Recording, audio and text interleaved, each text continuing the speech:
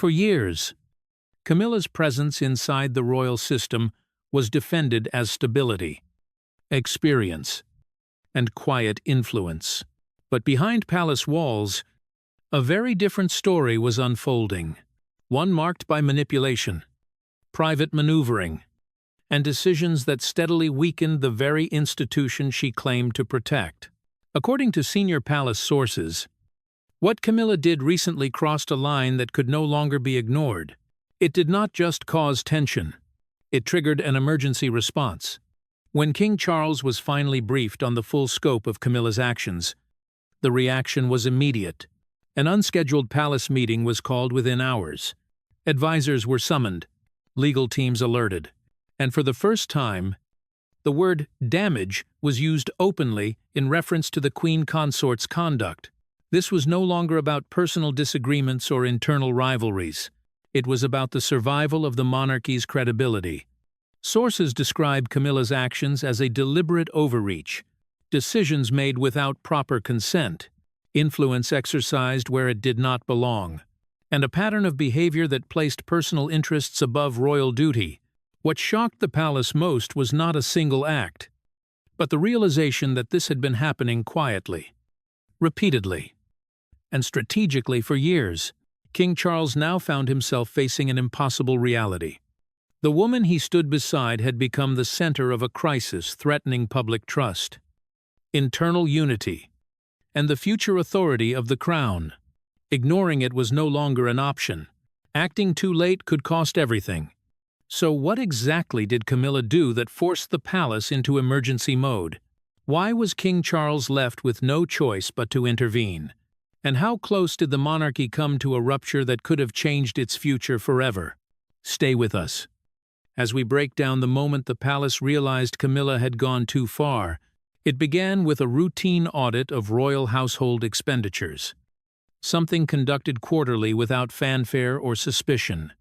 A junior accountant noticed discrepancies in payments authorized through the Queen Consort's office. The amounts were not substantial enough to suggest embezzlement, but the destinations were peculiar. Payments to consultancy firms that had no obvious connection to royal duties.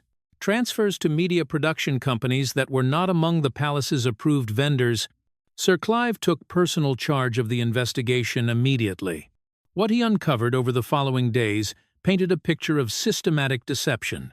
Camilla had established what amounted to a shadow operation funded through her household budget, but operating entirely outside the knowledge or approval of the king's office.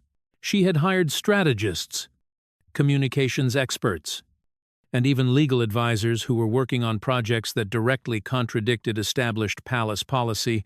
The most alarming discovery came when Sir Clive accessed encrypted email correspondence that Camilla had assumed was secure. She had been negotiating with a major American streaming platform about a documentary series that would, according to the pitch documents, reveal the truth about her decades-long relationship with Charles from her perspective. The series was to be produced after Charles's eventual passing, but the groundwork was being laid now in secret while she still held the title of Queen Consort. But there was more. Camilla had also been meeting with constitutional lawyers to explore the legal parameters of her role. The questions she had been asking these lawyers were deeply troubling.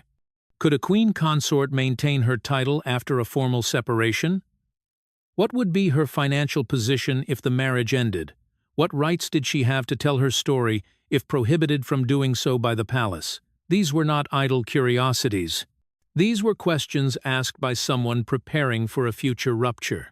Sir Clive understood immediately that this information could not be handled through normal channels. This was not a matter for committee review or gradual escalation through bureaucratic layers. This required direct action from the king himself. The breach of trust was too profound, the potential damage too severe, and the questions it raised about the stability of the monarchy too urgent to delay. He arranged a private meeting with Charles, requesting that it take place immediately and that no one else be informed in advance. When he laid out what he had discovered, producing document after document, the king's reaction moved through several stages. First came disbelief, a refusal to accept that Camilla could have done such things. Then came a careful scrutiny of the evidence, looking for alternative explanations or misinterpretations. Finally came a heavy silence, the kind that fills a room when someone realizes that their world has fundamentally shifted. Charles asked only one question before making his decision. How many people knew about this? Sir Clive assured him that the circle of knowledge was still small, containing only himself and the junior accountant who had made the initial discovery. Someone now sworn to absolute secrecy. Good, Charles said. Then we convene immediately. Call them all. Everyone who needs to be in the room when we confront this. The emergency meeting was set for the following morning, giving the king just one sleepless night to grapple with the personal and constitutional nightmare that awaited behind closed doors. The scope of Camilla's secret operations became clearer as investigators dug deeper into the digital and paper trails she had left behind. What emerged was not the work of someone acting on impulse or making occasional missteps. This was a carefully planned, deliberately hidden, parallel structure that had been operating for at least 18 months, possibly longer. Central to Camilla's activities was a small group of advisors who existed entirely outside the official palace framework.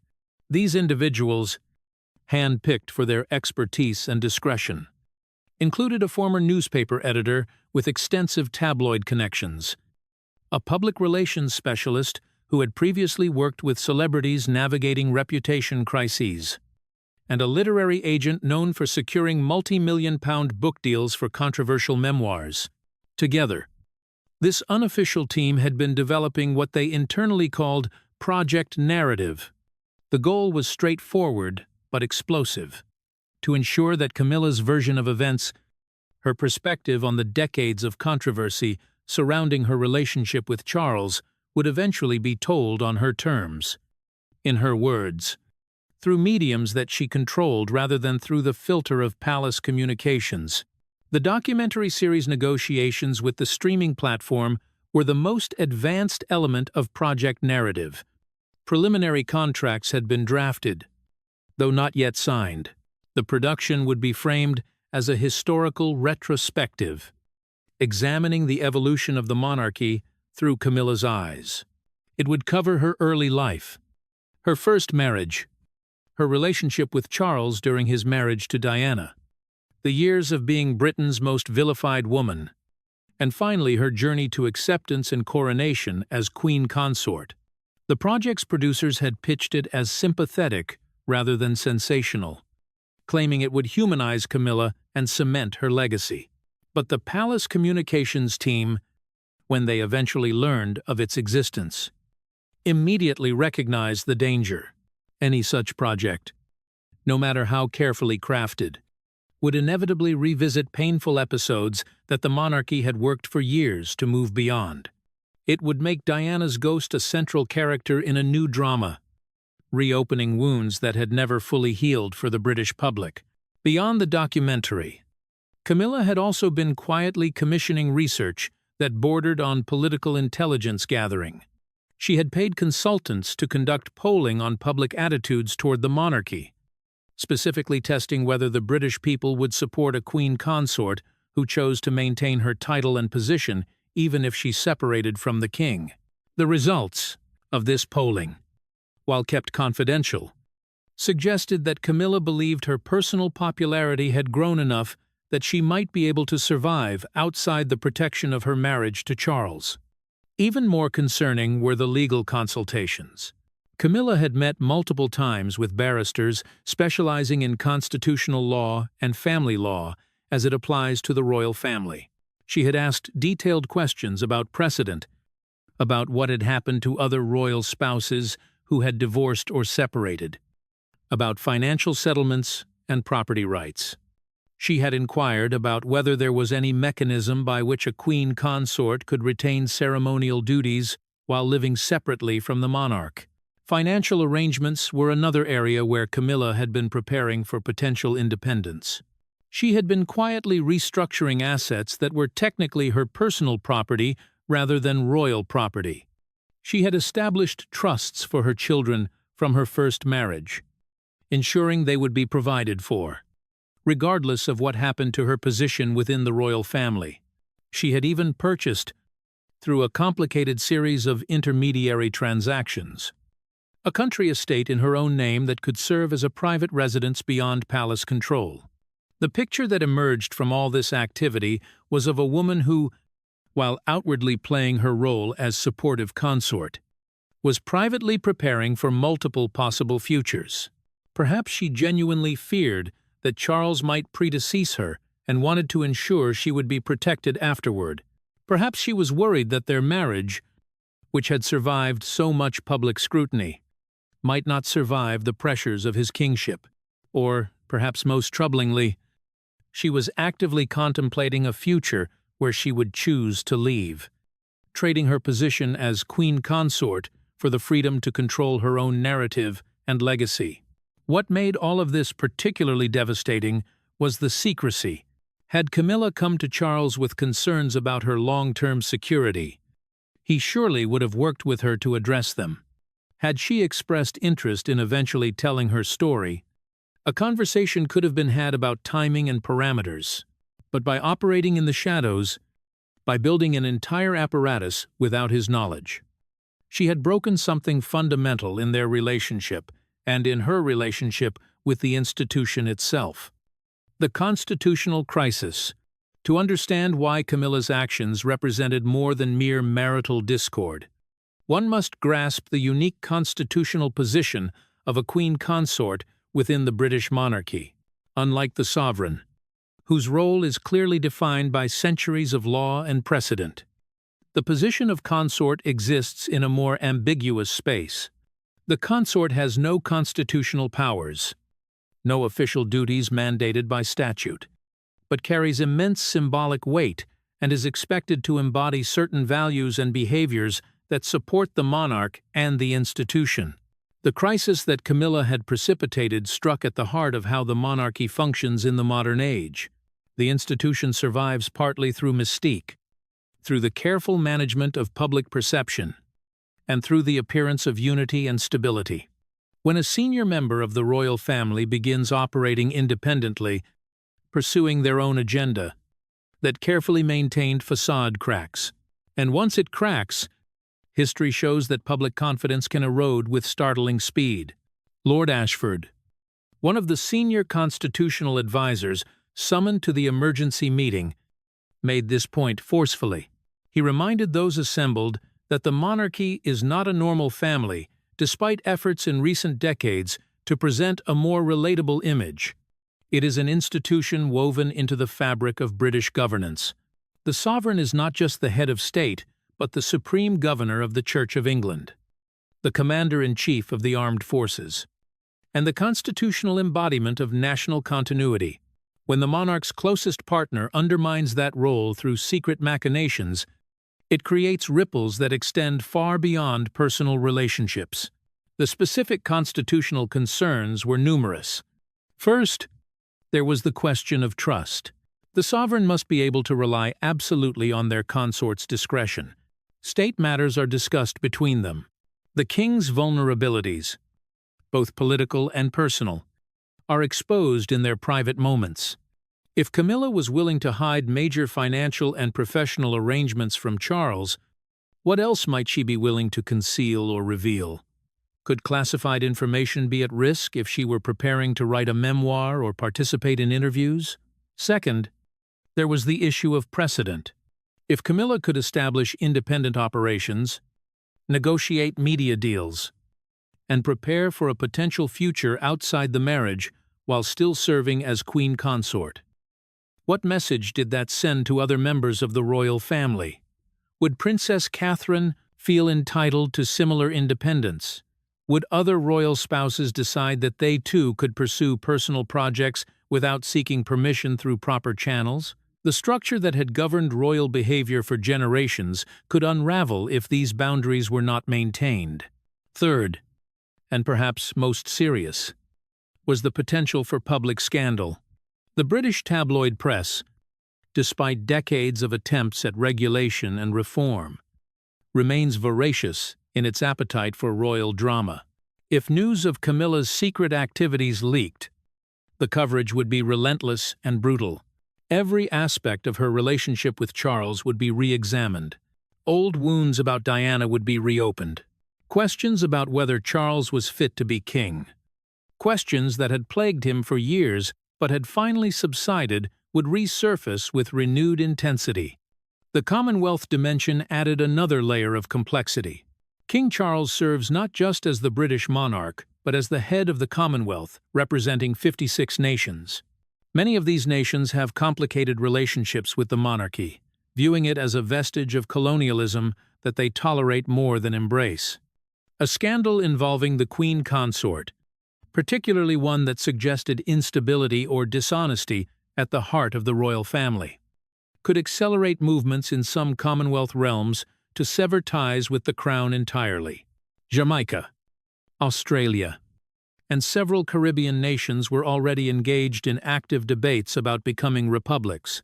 This crisis could tip the balance in those discussions. Dame Patricia Whitmore, the palace's senior legal counsel, raised another troubling point.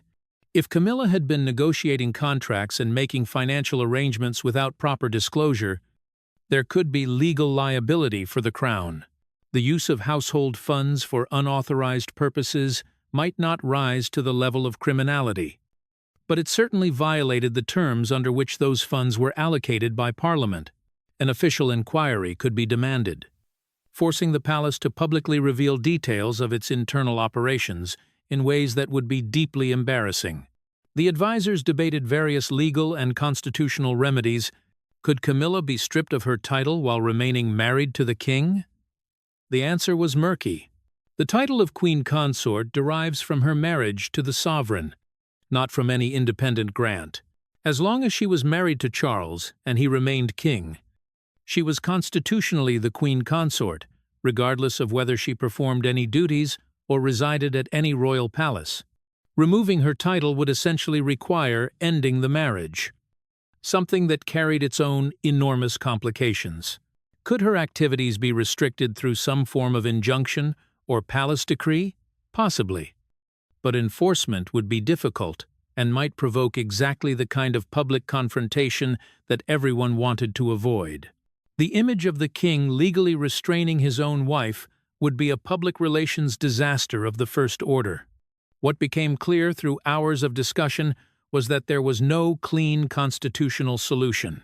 The crisis existed in the gap between law and convention, between written rules and unwritten expectations. It would have to be resolved through negotiation, through the re-establishment of trust, or through the painful acknowledgement that the marriage and the monarchy might not be able to sustain this level of breach. The Constitution could provide no easy answers, because the Constitution had never contemplated a scenario quite like this one. Marriage under the crown. Behind the constitutional jargon and legal analysis, there was a simpler and more painful reality. A husband felt betrayed by his wife. King Charles sat in the emergency meeting, surrounded by advisors and family members, but in many ways he was profoundly alone. The weight of the crown prevented him from reacting as a private individual might. He could not simply storm out, could not let his anger or hurt show too openly, could not make decisions based purely on his personal feelings. Yet those feelings were undeniably present, visible in the tightness of his jaw and the weariness in his eyes. Charles and Camilla's relationship had always been complicated, its history inseparable from the history of the modern monarchy itself. They had first met in the early 1972s, two young people drawn to each other with an intensity that friends from that era still describe as electric. But royal duty intervened. Charles was expected to marry someone without a past, someone who could be molded into the role of future queen. Camilla did not fit that specification, and so she married another man, Andrew Parker Bowles. While Charles eventually married Diana Spencer, the years that followed were marked by unhappiness for all involved. Charles's marriage to Diana was troubled almost from the start. Though it produced two beloved sons, his relationship with Camilla resumed during his marriage. a fact that became the source of one of the greatest scandals in modern royal history when it was exposed. Diana's famous interview where she said there were 3 people in the marriage crystallized public anger toward Camilla, who became a villain in a story that the public understood as a fairy tale gone wrong. After Diana's death in 1997, Charles faced a long and difficult campaign to rehabilitate both his own image and Camilla's. It took years before they could appear publicly together. It took even longer before their marriage in 2005 was accepted by a skeptical public, and it took until Queen Elizabeth's death in 2022 and Charles's accession to the throne before Camilla was finally acknowledged as queen consort rather than given a lesser title. Throughout all of this, the narrative that Charles and his defenders had promoted was one of true love, triumphing over obstacles. The suggestion was that Charles and Camilla were soulmates who had been kept apart by outdated rules and impossible expectations, but who ultimately found their way to a legitimate and happy union. This narrative had been crucial to winning public acceptance. It transformed their story from one of adultery and betrayal into one of romance and redemption. Now, sitting in that emergency meeting, Charles had to confront the possibility that even this redeemed love story was built on unstable ground. The woman he had fought so hard to make his queen had been preparing in secret for a future that might not include him. She had been consulting lawyers about separation, negotiating media deals that would inevitably cast him in an unflattering light, and building financial independence that suggested she did not intend to rely on his protection forever. Several people who were present at the emergency meeting later described a moment when Charles's composure nearly broke. It came when Sir Clive presented evidence of Camilla's polling research. The surveys asking whether the British public would accept a queen consort who separated from the king. The implication was stark. Camilla had been testing whether she could survive without him, whether her personal popularity was sufficient to sustain her independent of their marriage. For a man who had sacrificed so much to be with this woman, who had endured years of public vilification to eventually make her his wife, the betrayal cut deeply. Yet Charles also had to consider his own role in creating the conditions for this crisis. Had he been so consumed by his new duties as king that he had neglected his wife? Had the transition from Prince of Wales to sovereign changed their relationship in ways he had not noticed or acknowledged? Camilla had apparently been struggling with her role, feeling constrained or unhappy, and rather than confiding in him, she had sought outside counsel and prepared exit strategies. What did that say about the strength of their communication? About her trust in his support? Prince William, observing his father during this crisis, was reminded of his own parents' failed marriage. He had been old enough to remember the arguments, the separate lives his parents had led, the public breakdown that had traumatized him and his brother Harry. Now, watching Charles grapple with potential marital collapse while simultaneously trying to protect the monarchy, William saw history threatening to repeat itself in a new form. The pattern of unhappy royal marriages, it seemed, might extend even to his father's supposedly triumphant second chance at love. The personal dimension of the crisis could not be separated from the institutional one, but neither could it be reduced to merely a constitutional problem. Charles had to make decisions as a king, but he also had to live with those decisions as a man. If he chose to come down hard on Camilla, to restrict her activities severely, or even to contemplate ending the marriage, he would be protecting the monarchy, but destroying what remained of his personal happiness. If he chose to be lenient, to forgive and seek reconciliation, he might preserve his marriage, but appear weak as a sovereign, unable to maintain discipline even within his own household. As the meeting progressed, Charles made a decision that revealed much about his character. He would not make any final determinations about consequences until he had spoken with Camilla directly, privately, without advisors present. He needed to understand from her own words what had driven her to these actions. He needed to know whether the marriage was something she still wanted or something she was preparing to escape. Only then could he decide how to proceed both as a king and as a husband. The meeting was adjourned until such a conversation could take place. The power struggle. The emergency meeting had been called by the king, but once convened, it quickly became apparent that different factions within the palace had very different ideas about how this crisis should be resolved. What followed was a power struggle that revealed the complex ecosystem of competing interests and philosophies that exist within the royal household, all masked by a veneer of unified purpose. Prince William represented what might be called the modernist faction. His view was that the monarchy's survival depended on its ability to adapt to contemporary values and expectations. He argued that Camilla's desire for some degree of independence, including the possibility of eventually telling her story, was not inherently threatening. The mistake, he suggested, was in the secrecy rather than in the ambition itself. He proposed establishing formal protocols that would allow senior royals more latitude for personal projects, while maintaining necessary oversight and coordination.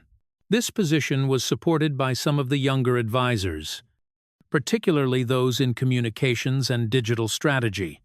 They pointed out that the old model of royal behavior, where members of the family were essentially voiceless extensions of the crown, was increasingly unsustainable in an age of social media and demands for authenticity.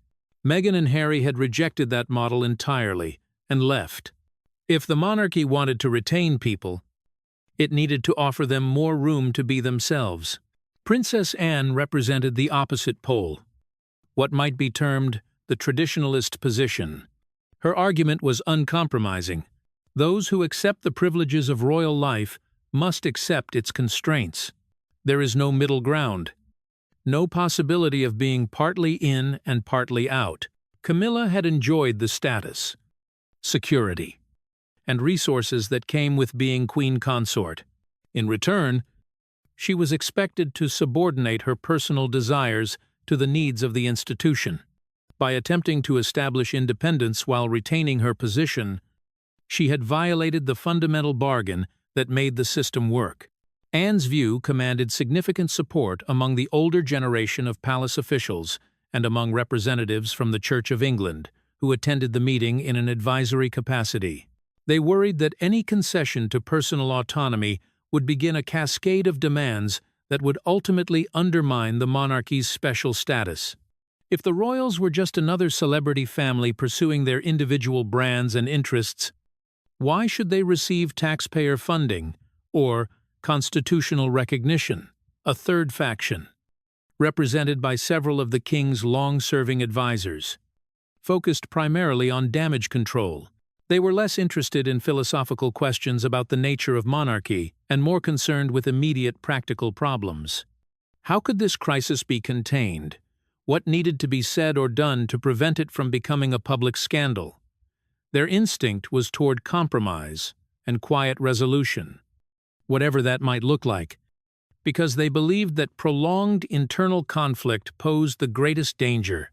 The debate became heated at times, though always within the bounds of royal decorum. William and Anne clashed over the question of whether precedent or pragmatism should guide the response. William pointed out that precedent had failed to prevent multiple royal marriages from collapsing, multiple family members from leaving or being pushed out, and multiple scandals from erupting. Clearly, the old ways were not working. Anne countered that abandoning established principles in response to pressure would lead only to greater chaos, not greater stability. Dame Patricia, the legal counsel, attempted to find middle ground by outlining potential frameworks for reform. Perhaps there could be a formal process by which senior royals could propose personal projects with decisions made by a committee rather than being either automatically approved or automatically forbidden. Perhaps financial arrangements could be clarified so that individuals had genuine personal resources separate from their household budgets, reducing the temptation for secret financial planning. Perhaps even there could be recognized categories of activity that would not require pre-approval, giving people meaningful autonomy within defined boundaries. But these proposals for systematic reform ran into a fundamental obstacle: King Charles himself.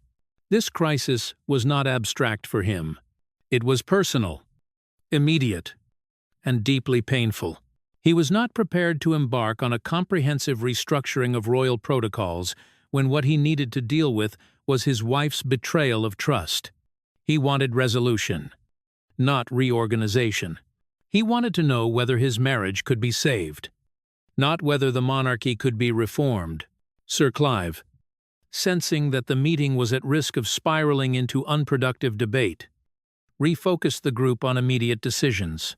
Regardless of longer-term questions about how the royal family should operate, there were urgent matters requiring resolution. Should Camilla's ongoing negotiations with the streaming platform be terminated? The answer was unanimous: yes. Immediately. Should her informal advisory team be disbanded? Again. Agreement. Should there be financial penalties or restrictions? Here. Disagreement emerged, with some arguing for consequences and others suggesting that punishment would be counterproductive. The question of public disclosure proved most divisive. William argued strongly against making any public statement unless the story leaked. He believed that acknowledging internal problems publicly, even in vague terms, would only invite speculation and scrutiny. Anne disagreed, suggesting that a carefully worded statement acknowledging difficulties while emphasizing unity might actually preempt worse speculation if and when leaks occurred. Prince Edward, who had been largely silent until this point, offered an observation that shifted the discussion. He noted that everyone was assuming Camilla would accept whatever restrictions or requirements were imposed. But what if she refused? What if she decided that the price of remaining queen consort was too high and chose to leave? What if, in other words, the palace's leverage over her was less than everyone assumed? The question hung in the air because it highlighted an uncomfortable truth. They could not actually force Camilla to stay or to comply. They could only make her position untenable if she did not comply, which might push her toward exactly the exit she appeared to have been preparing for. As evening approached and the meeting wore on, it became clear that no consensus would emerge. Too many competing interests, too many divergent philosophies, too much personal emotion, clouding strategic thinking. King Charles finally declared that he would make the decisions himself after speaking with Camilla. In the meantime, immediate actions would be taken to shut down her unauthorized activities. But questions of long-term consequences would be deferred. The meeting adjourned without resolution, leaving everyone uncertain about what would come next. A monarchy at the crossroads. In the weeks following the emergency meeting, a strange calm settled over the palace. Outwardly, nothing had changed. The king and queen consort continued to appear together at public events. They smiled, waved, and performed their duties with professional polish. But those who knew what to look for could detect subtle shifts. Camilla's independent advisory team had been quietly disbanded. Her public schedule, previously managed with some degree of autonomy, was now coordinated more closely with the king's office. The documentary project had been terminated before contracts were signed. Though reportedly at substantial financial cost, the private conversations between Charles and Camilla remained just that, private. No one outside their immediate circle knew what was said during the hours they spent discussing the crisis, their marriage, and their future. Speculation among palace staff was rampant but unverifiable. Some believed that Camilla had offered genuine contrition and that the marriage was on a path to recovery. Others sensed a new distance between them, a formality in their interactions that suggested trust had been permanently damaged. What became evident, however, was that this crisis represented something larger than one couple's marital troubles. It exposed fundamental questions about whether the monarchy, as currently constituted, could survive in the 21st century. The old model, where royal family members were expected to surrender essentially all personal autonomy in exchange for privilege and status, was increasingly difficult to sustain. Yet the alternative, where senior royals operated more independently, threatened the coherence and mystique that gave the institution its power. The younger generation of royals was watching carefully. Prince William and Princess Catherine had built their own version of royal life, one that included more privacy for their children and more control over their public image than previous generations had enjoyed.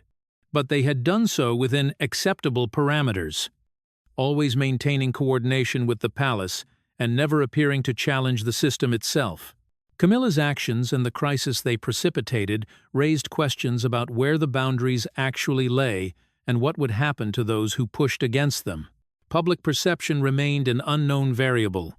The crisis had not leaked, or at least not in detailed form. There were vague rumors in some tabloids about tensions within the palace, but nothing specific or confirmed. The palace communications team remained on high alert, prepared to respond if the story broke, but hoping that silence would hold. They knew from experience that royal scandals had a way of erupting suddenly, often from unexpected sources, and that once a story gained momentum, it became almost impossible to control. International observers of the British monarchy noted the parallels to other recent crises. The Harry and Meghan saga had demonstrated that even beloved royals could become alienated from the institution if they felt unsupported or constrained. The Andrew scandal had shown how quickly a member of the royal family could go from active duty to effective exile when their behavior became untenable. These precedents suggested that the monarchy's apparent stability masked significant fragility. Constitutional experts began publishing analyses without knowledge of the specific Camilla crisis about the challenges facing hereditary monarchies in democratic societies. They noted that the British model, which had survived by adapting gradually over centuries, might be reaching a point where more fundamental change was necessary. The alternative, they suggested, was a slow decline in relevance until the monarchy existed only as an expensive tourist attraction rather than a meaningful institution. For King Charles personally, the crisis had forced a reckoning with the nature of his kingship. He had spent decades preparing for this role, developing his own vision of what it would mean to be a modern monarch. He had spoken often about a streamlined royal family, about environmental causes, about using his position to advocate for issues he cared about. But the reality of being king was proving more constraining than he had perhaps anticipated. His ability to control even his own household was less absolute than he might have hoped. His marriage, which had been such a central part of his personal identity, was now a source of vulnerability rather than strength. The question of succession also loomed in the background, though no one spoke of it directly. William was the heir, and his eventual accession was seen by many as the monarchy's best hope for renewed relevance. He and Catherine represented a younger, more relatable version of royalty. They were popular in ways that Charles had never quite achieved. But William was also watching how his father handled this crisis, learning lessons that he would carry into his own reign. If Charles appeared weak or indecisive, it might embolden those who wanted more dramatic changes. If he appeared too rigid or punitive, it might suggest that the institution could not adapt. As days turned to weeks and weeks toward months, it became clear that this was not a crisis that would have a neat resolution.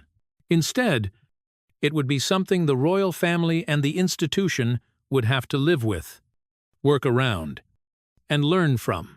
Camilla would remain queen consort, at least for now, but under closer supervision and with a more clearly defined role. Charles would remain married to her, but with a new understanding of the complexities and risks that came with that union. The monarchy would continue because institutions designed to survive centuries do not collapse overnight, but it would be changed in subtle and not yet fully apparent ways.